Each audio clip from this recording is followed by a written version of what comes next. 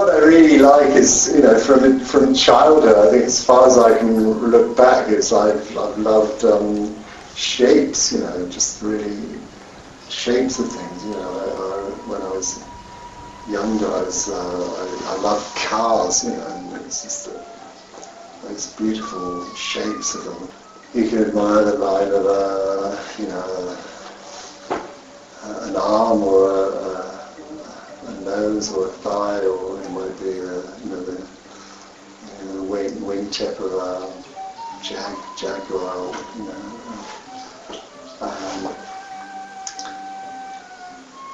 And just the line itself is fascinating. Sometimes that might come as a surprise, but then often it's a question of putting it away and then looking at it the next day, and perhaps you might see that it does need to be taken further.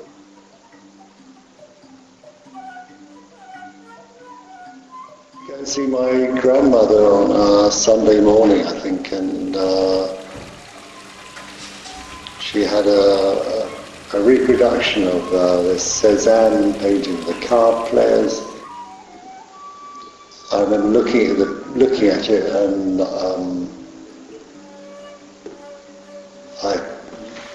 it's the only thing I can really remember very clearly about that room. I just remember that.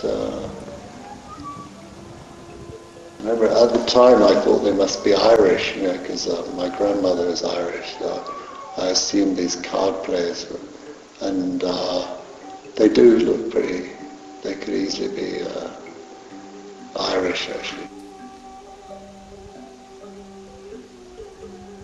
I think probably if you look at 20th century art, if you wanted to sum it all up in one word, it would be spontaneity, and I think that was the gift of all the effort that was made, during the late 19th century, early 20th century. Was this idea that you could do something spontaneous, and that the action of the painter would still be visible. And I think that's important to try to have that. To me, anyway, it makes it very exciting. I think.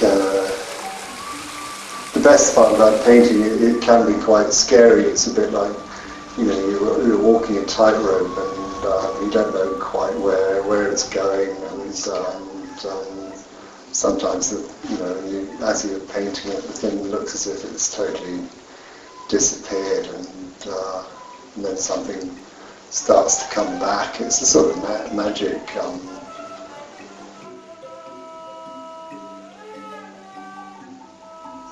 I think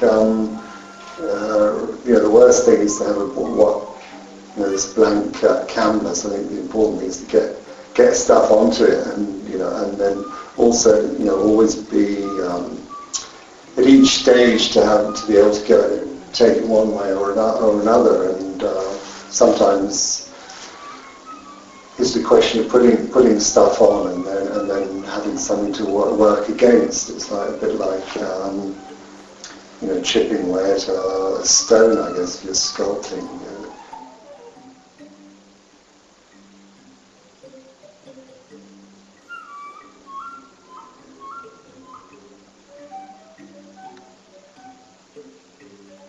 I think it varies.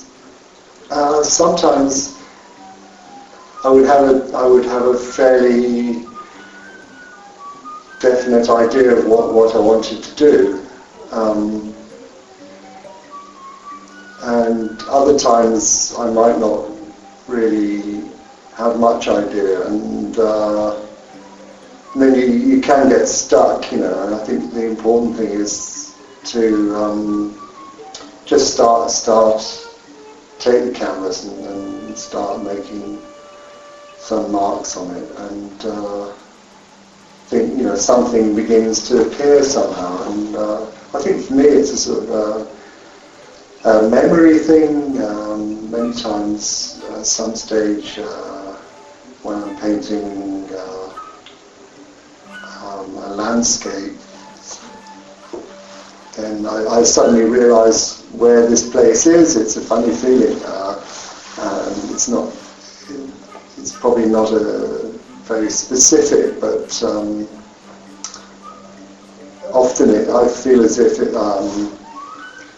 the thing that comes through it represents a place I've been, and I think probably many times we see things and they do register. What we see registers with us consciously or unconsciously, and we might not realise that it's still there somewhere. And so I think it's a good thing not necessarily standing. You can stand in front of the subject and paint, but then in a way you're sort of controlled a bit by that subject. It's more perhaps liberating, shall we say, to be away from the subject and allow the thing to come through on its own. It sounds awfully intricate, but I think it's kind of how it works. Maybe it's just my own fault for sometimes not having much of an idea what I'm doing, but it's. I think I like to improvise.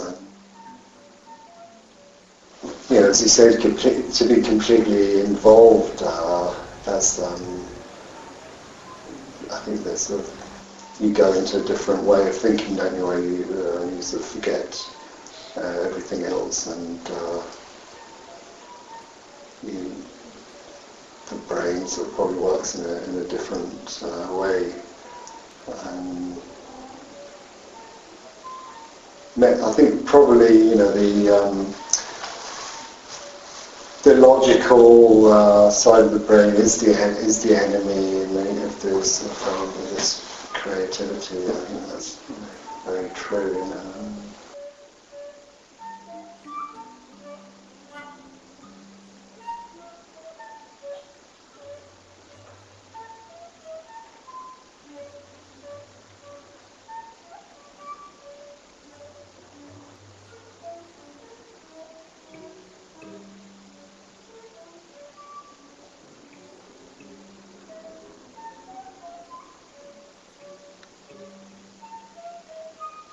I think I'm interested in the way we perceive things, and I think we actually see everything as sort of flat, don't we? I mean, the part of the brain that does that stuff tells us that we're looking, across with a distant object, but really, I think the thing I like to try to achieve, that sort of, which I think does stimulate the optic nerve in some way, is playing this thing of depth and flatness, and sometimes I try to let the drawing say one thing and the colours say another, and so it's like you get this sort of interplay between two ideas, and you think something, the part of the brain's telling you, that thing's in the distance, but somehow the colour's telling me it's right up here, it's close, and I think I sort of like that idea. And just try to, I suppose it's the illogical aspect. We tend to think that the reality we see is how things are, but in really speaking, the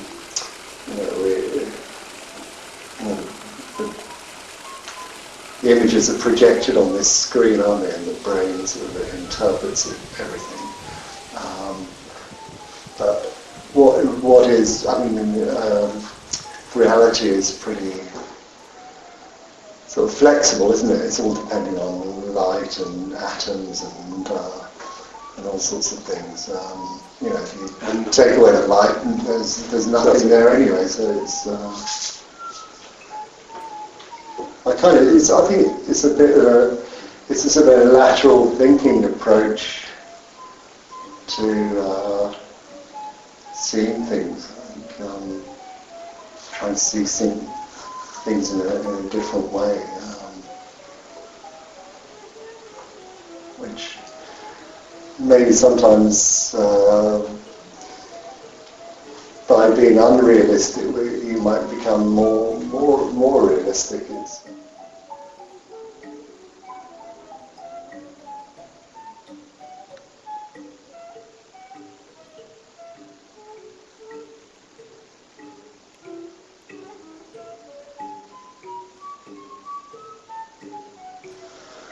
The person who's looking at the painting becomes the viewer. That you're put in a situation where you're looking at a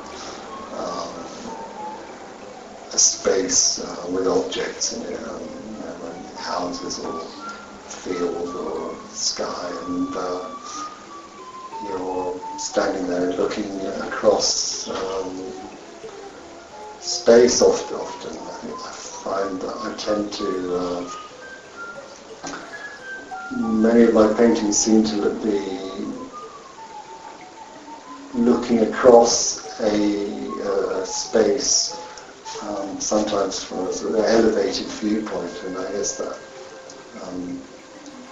I like doing that.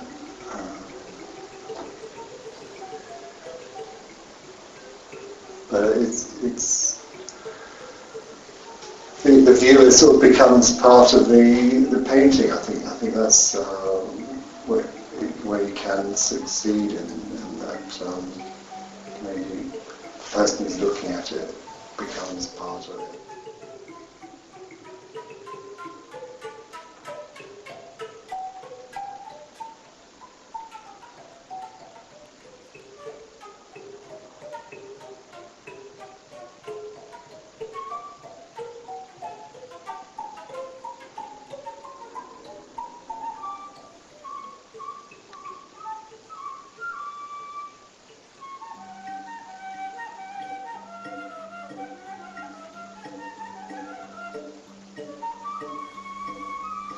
That's the wonderful gift that we have, isn't it?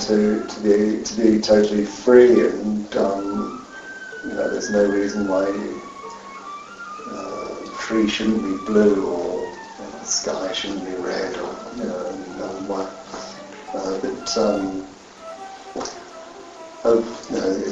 of obeys some aesthetic, I think.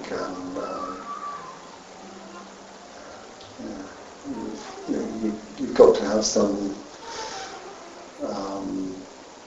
feeling